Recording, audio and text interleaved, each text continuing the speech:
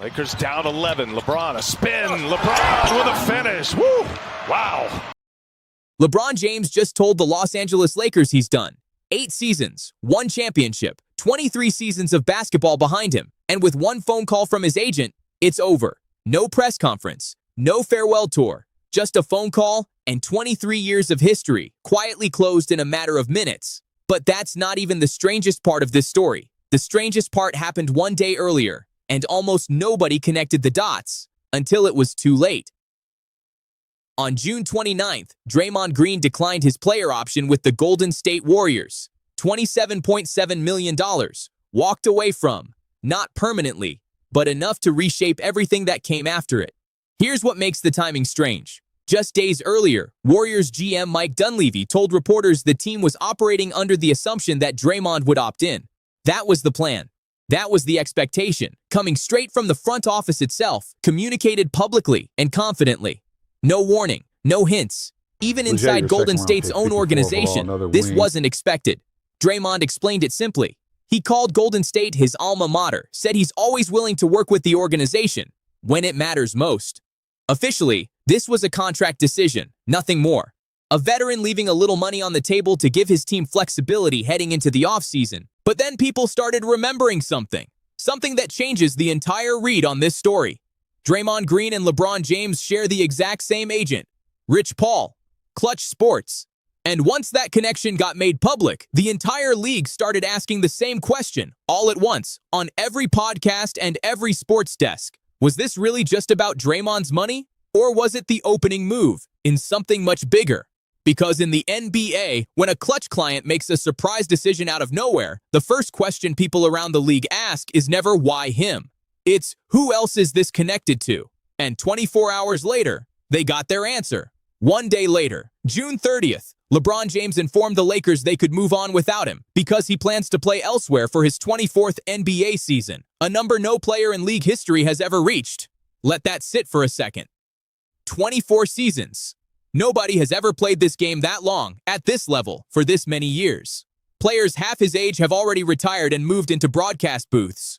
LeBron is still out here deciding which contender gets to have him next. His agent, Rich Paul, confirmed it directly to ESPN. Lakers Governor Jeannie Buss released a statement, calling him one of the greatest athletes in history and thanking him for the title he delivered back in 2020. LeBron responded online, calling it an honor to have worn the uniform. Clean, respectful, almost too clean.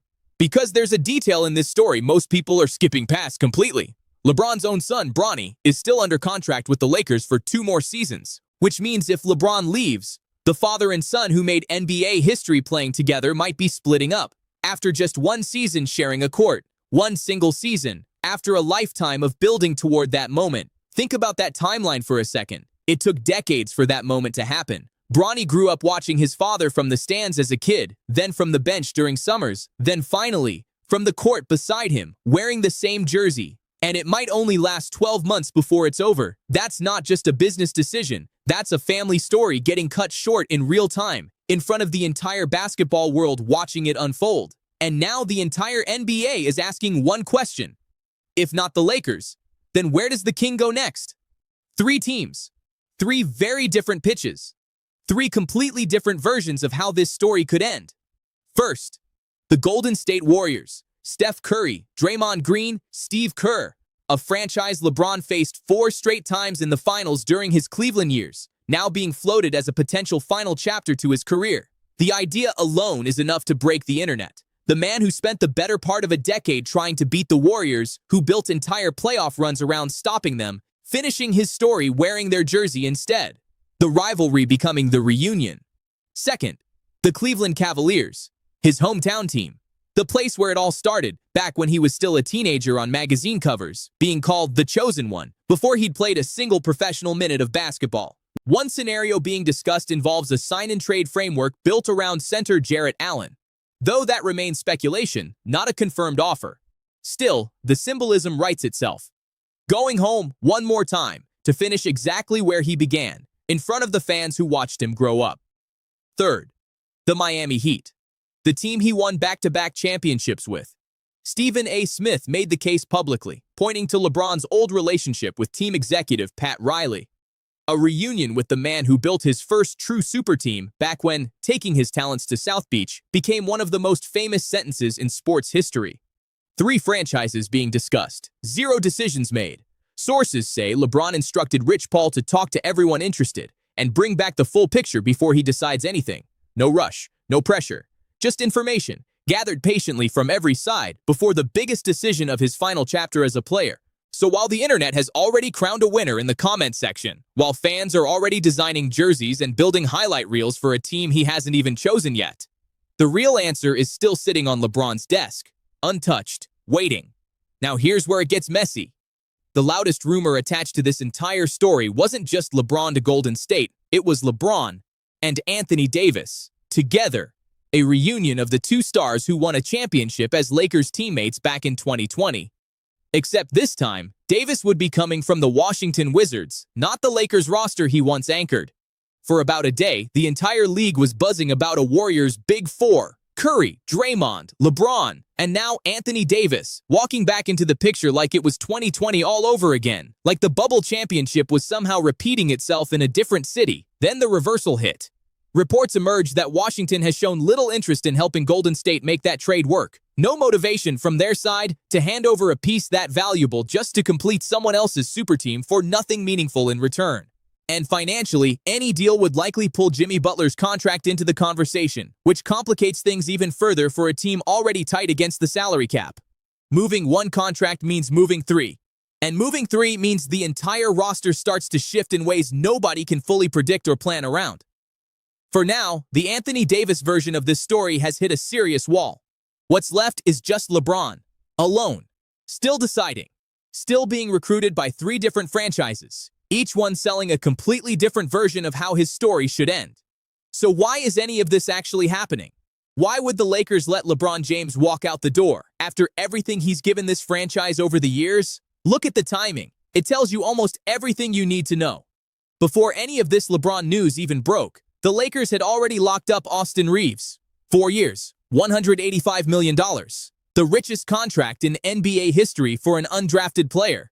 Think about that for a second. A player who wasn't even drafted, who had to fight his way onto an NBA roster from nothing, from a 2-way contract and a training camp invite, just became the highest paid undrafted player the league has ever seen.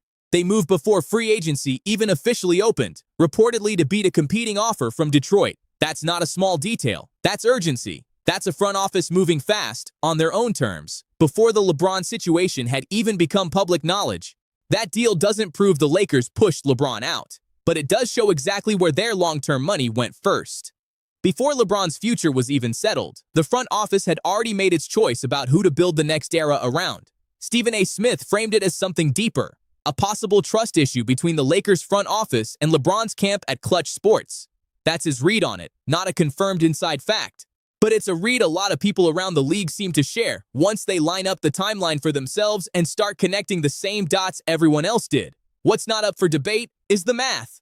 LeBron's expected price tag sits well above what the Lakers have left to spend after paying Reeves. The numbers simply don't fit together anymore, no matter how you rearrange them. Something was always going to give. This might not be a story about LeBron choosing to leave. It might be a story about a franchise that already built its future, without him, quietly, deliberately, long before the headlines caught up to what was already happening behind closed doors. This entire situation is still moving, hour by hour. Because if LeBron makes his decision this week, this whole offseason changes again. Every rumor, every projection, every insider report gets rewritten the moment his name lands on a new roster, and we'll be breaking down exactly what it means, the moment it happens, with everything confirmed and nothing left to speculation. If you want to see where this ends before anyone else does, you already know what to do.